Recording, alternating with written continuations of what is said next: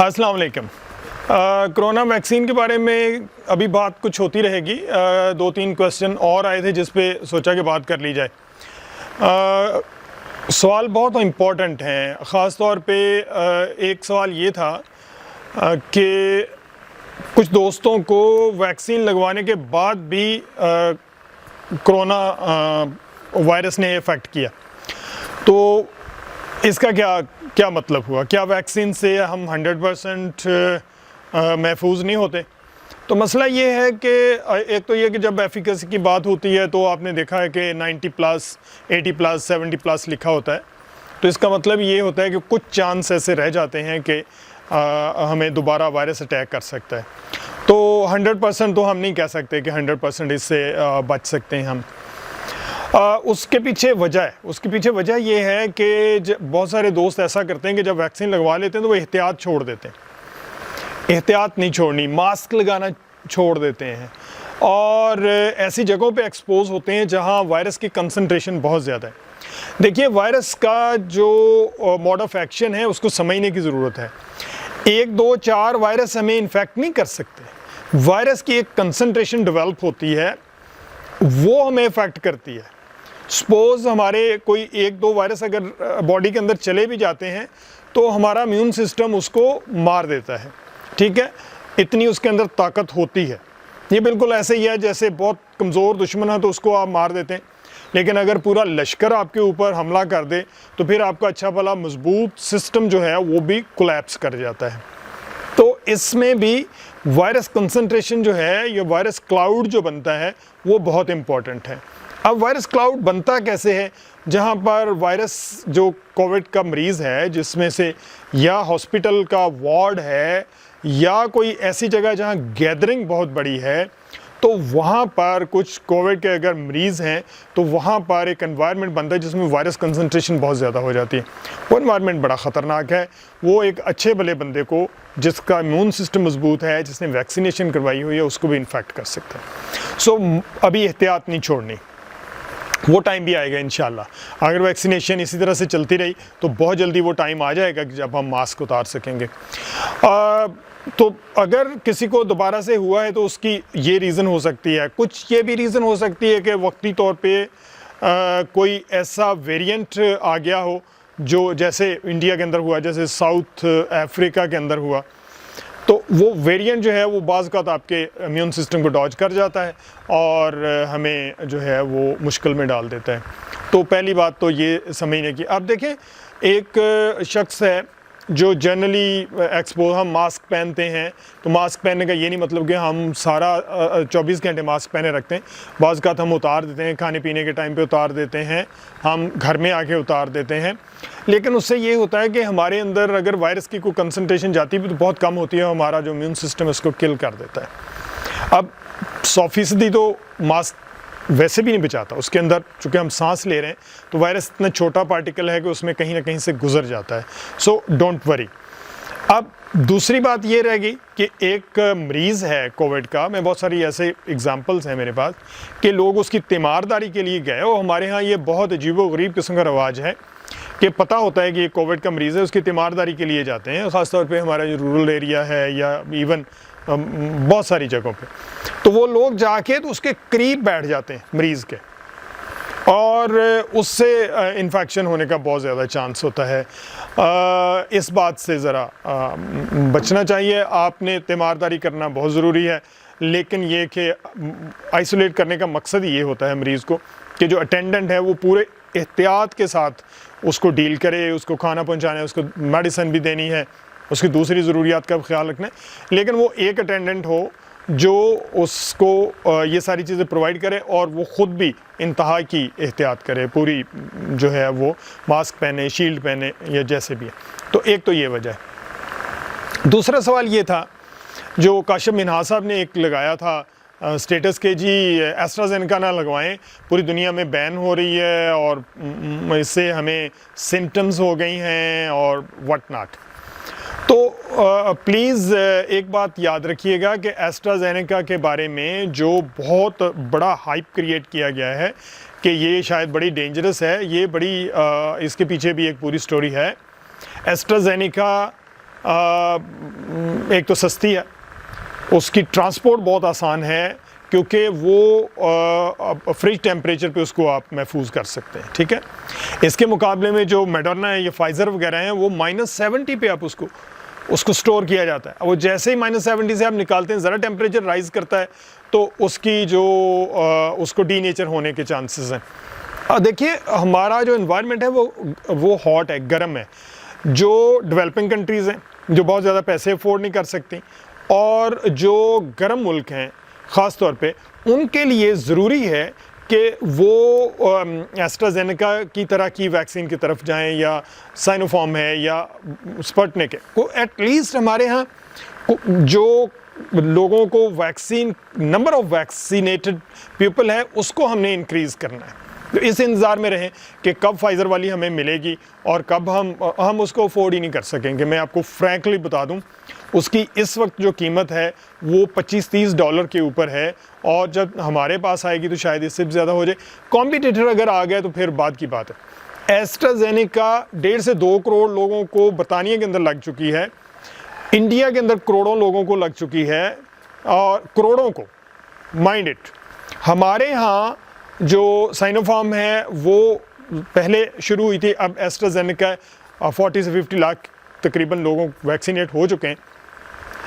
जिसको आप side effect कहते हैं, वो साइड इफ़ेक्ट नहीं है, वो बेसिकली आपका इम्यून सिस्टम एक्टिवेट होता है, जिसमें आपको फेवरिश कंडीशन भी होती है, जिसमें आपको फटीग भी होती है, जिसमें माइल्ड फ्लू कंडीशन भी होती है। इससे घबराना नहीं है बिल्कुल भी, और ये बेटर है। मैंने उस दिन भी बताया था कि ये बेहतर है, आपका इम्यून सिस्टम एक्टिवेट हो रहा है, आपके अंदर एंटीबॉडीज़ प्रोड्यूस हो रही हैं, फाइट करने की सकत पैदा हो रही है, तो आपको इससे घबराना नहीं है। ये बिल्कुल आप समझें कि आपका जो डिफेंस सिस्टम है उसको मजबूत किया जा रहा है, और दूसरे तीसरे चौथे दिन वो ठीक हो जाती है। माइल्ड आप पैनाडोल ले लें और उसमें कोई प्रॉब्लम नहीं होता। जो इशू है एस्ट्राजेनेका के साथ जो हाईलाइट हुआ है वो ब्लड क्लॉटिंग का है। कितना हुआ है? मिलियंस एंड मिलियंस लोगों में से टोटल 17 पीपल जर्मनी के अंदर रिपोर्ट हुए, और उन्होंने फौरी तौर पे कहा जी इसको बैन कर दें, और इसको इस पे बहुत ज़्यादा शोर भी मचा। उसके पीछे बहुत सारी दूसरी बातों के अलावा जो तरीक़ाकार है साइंटिफिक रिसर्च का, वो अभी तक उसके पीछे कोई नहीं आया। और जब ट्रेस बैक किया गया, खासतौर से स्कैंडिनेवियन कंट्रीज़ के अंदर, पता चला उससे पहले भी ब्लड क्लॉटिंग से इतने लोग मरते थे। और दूसरी वजह यह है कि जो यूरोप और बरतानिया के अंदर एक ख़ास टसल है, उसका भी इसमें हाथ है। ये इट्स अ बिट पॉलिटिक्स में इसमें बात करना नहीं चाह रहा था, बट ये चूँकि इम्पॉर्टेंट है तो इसलिए मैंने जस्ट एक हिंट दिया है कि उनका ये बहुत से लोगों का ख्याल है कि शायद इस तरह की भी बात है। इस पे भी कोई ऑथेंटिक, कोई किसी के पास कोई सबूत नहीं है, लेकिन एक ख्याल है। अब दूसरी बात रह गई, इसलिए आप एस्ट्राजेनेका लगवाएं। और एक बात ये रह गई कि सेकंड डोज जो है उसमें रिएक्शन क्यों ज़्यादा होता है? उसमें इसलिए रिएक्शन ज़्यादा होता है कि ऑलरेडी आपकी बॉडी के अंदर एंटीबॉडीज़ प्रोड्यूस हो चुकी होती हैं, और जैसे ही एक डोज जाती है आपके अंदर डीएटिन्यूटेड डीएनए की या प्रोटीन्स की या आरएनए की, जिस तरह की भी वैक्सीन है, तो आपका इम्यून सिस्टम उसके ख़िलाफ़ रिएक्ट करता है, नई एंटीबॉडीज़ बनती हैं। जब पहली डोज लगती है तो इफेक्ट कम होता है, दूसरी डोज में थोड़े से बाज़ वक़्त ज़्यादा हो जाता है। उसकी रीज़न क्या है? उसकी रीज़न ये है कि ऑलरेडी आपके पास एंटीबॉडीज़ हैं जो रिएक्ट करना शुरू कर देती हैं उसके ख़िलाफ़, और नई बनना शुरू हो जाती हैं, तो आपका इम्यून सिस्टम बूस्ट हो जाता है। उसके दूसरी डोज़ लगाने का मकसद भी यही होता है। बहुत सारे दोस्त कहते हैं कि पहली डोज से कुछ नहीं हुआ, दूसरी डोज़ में उनको हल्का सा फेवरिश कंडीशन क्रिएट हुई है, फटीग हुई है, and mild flu. Never mind, इसमें बल्कि आप ये समझें कि नो यू आर मोर। यहीं से एक क्वेश्चन और है कि क्या जिन लोगों को नहीं होती, क्या उनका इम्यून सिस्टम डेवलप नहीं होता? ऐसा नहीं है, उनका इम्यून सिस्टम डेवलप होता है, एंटीबॉडीज़ डेवलप होती है, उसके टेस्ट करवाने की भी ज़रूरत नहीं है। वहाँ दो रीज़न्स हैं। एक रीज़न तो ये है कि बाज़ लोगों का इम्यून सिस्टम इतना मजबूत होता है कि वो जो आपकी फेवरिश कंडीशन है या दूसरी माइल्ड सिम्टम्स हैं वो क्रिएट नहीं होने देता। एक वजह ये होती है कि ड्यूरिंग कोर्स ऑफ टाइम आप किसी न किसी जगह कोविड वायरस से एक्सपोज हो चुके हैं, तो आपके अंदर ऑलरेडी इम्यून सिस्टम डेवलप है जो आपको उसकी जो साइड इफ़ेक्ट्स हैं उनसे बचा लेता है।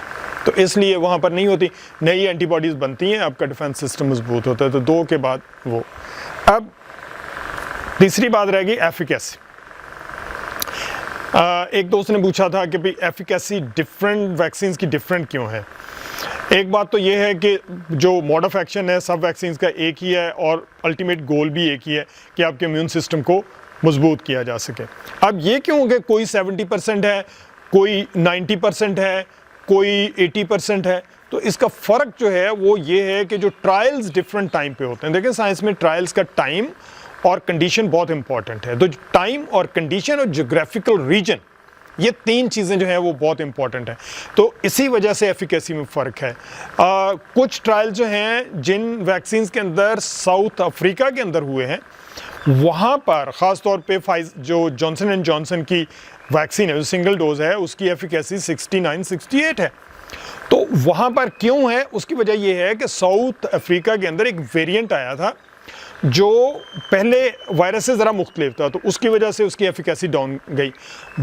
जो उनके ट्रायल थे वो पीक ऑफ द वेव में थे, जब वेव कोरोना की टॉप पे थी या उस हाई अल्टीट्यूड में थी, तो उस वक्त थी, जिसकी वजह से जो एफिकेसी रेट है मजमूई तौर पे कम आया है। और अगर कोरोना की वेव जो है वो सबसाइड हो चुकी है और वेरिएंट बहुत ज़्यादा नहीं है, तो ज़ाहिर एफिकेसी रेट जो है वो ज़्यादा हो जाएगा।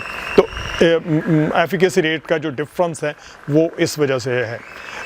रीजन का फ़र्क है, जोग्राफिकल रीजन का फ़र्क है, रेस का फ़र्क है, इसके अलावा जो है वो टाइम ऑफ ट्रायल का फ़र्क है। तो जो बाज़-औक़ात जो इम्यून सिस्टम होता है वो डिफरेंट एनवायरनमेंट में डिफरेंट तरीके से रिएक्ट करता है। अंडर 40 लगवानी चाहिए कि नहीं? अंडर 40 ख़ास तौर पे एस्ट्राजेनेका के बारे में कहते हैं कि भाई अंडर 40 नहीं लगानी चाहिए, क्योंकि उसकी रीज़न ये है कि अभी तक हमारे यहाँ भी अलाउ नहीं किया गया और कोई फ़िक्र की बात नहीं है, डॉक्टर लगाएंगे ही नहीं अंडर 40 एस्ट्राजेनेका जब तक अलाउ नहीं हो जाती। इस पे ट्रायल्स तकरीबन हो चुके हैं और अभी तक इसके जो इनिशियल ट्रायल हैं वो बताते हैं कि कोई ख़ास डिफरेंस नहीं है कि 40+ और अंडर 40 में, लेकिन ओवरऑल ट्रेंड जो होता है ब्लड क्लॉटिंग का वो अंडर 40 ज़्यादा होता है। तो जब से ये कुछ केसेस जर्मनी के अंदर और स्कैंडिनेवियन कंट्रीज़ के अंदर जो ब्लड क्लॉटिंग के आए थे, उसके बाद फाइज़र ने एस्ट्राजेनेका ऑक्सफोर्ड ने भी ये कहा था कि ये अंडर 40 ना लगाएं, क्योंकि वहाँ पर ब्लड क्लॉटिंग ऑलरेडी उसका ट्रेंड ज़्यादा होता है जो अंडर 40 लोग होते हैं। यंगस्टर्स के अंदर ब्लड क्लॉटिंग जो है वो कंपैरेटिवली उसका ट्रेंड ज़्यादा होता है, वो जल्दी उसके प्लेटलेट काउंट शायद ज़्यादा होता है, या और बहुत सारी टेक्निकली किसी वक्त इस पे बात होगी कि कैसे ब्लड क्लॉट होता कैसे।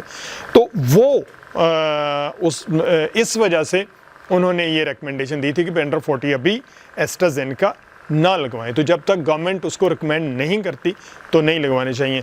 और किन लोगों को वैक्सीन नहीं लगवानी चाहिए, जाते जाते ये बड़ी इंपॉर्टेंट चीज़ है, ख़ास तौर पे वो लोग जिनको ड्यूरिंग प्रेगनेंसी हमने कहा था कि जब तक डॉक्टर अलाउ नहीं करें नहीं लगवानी चाहिए।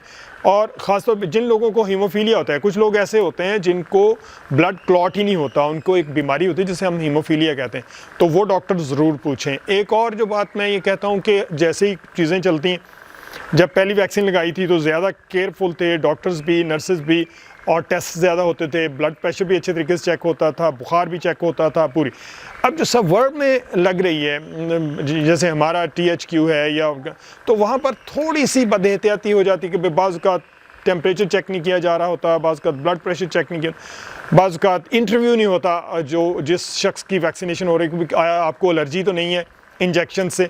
बाज़ लोगों को परमानेंटली एलर्जी होती है जो इंजेक्शन से या कोई भी फॉरेन बॉडी से, तो वो पूछ लें, उसके बाद फैसला करें कि भाई इनको लगे। तो बहुत कम तादाद होती है गो के, लेकिन है तो सही ना। इसके अलावा जाते जाते मैसेज ये है जो हर वीडियो के एंड पे मैं देता हूँ कि हमारे पास सिर्फ एक ही चॉइस है, वो वैक्सीनेशन है। अगर हम मास्क उतारना चाहते हैं, अगर हम नॉर्म में जाना चाहते हैं, तो वैक्सीनेशन है। इसके अलावा हमारे पास कोई चॉइस नहीं है।